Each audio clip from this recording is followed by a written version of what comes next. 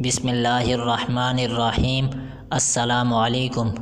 محترم سامعین، آج ہم آپ کے لیے ایک ایسا عمل لے کر حاضر ہوئے ہیں کہ اگر کسی شخص کا پیشاب بند ہو گیا ہو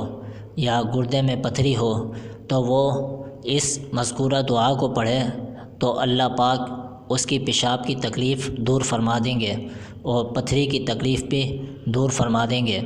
یہ دعا حضرت ابو درداء رضی اللہ تعالیٰ عنہ سے منقول ہے کہ ان کے پاس ایک شخص آیا اور کہا کہ اس کے والد کا پیشاب رک گیا ہے اور پیشاب میں پتھری آ گئی ہے، تو انہوں نے اس شخص کو یہ دعا بتلائی جو انہوں نے نبی پاک صلی اللہ علیہ وسلم سے سنی تھی۔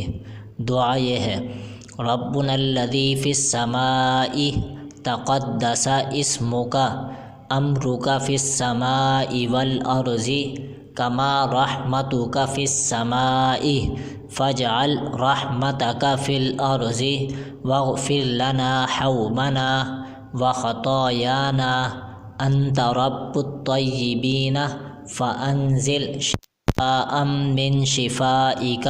ورحمة من رحمتک علی ھذا الوجع۔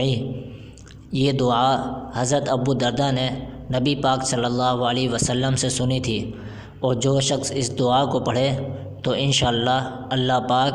اس کو پیشاب کی تکلیف سے شفا عطا فرمائیں گے اور پتھری کی تکلیف سے بھی شفا عطا فرما دیں گے۔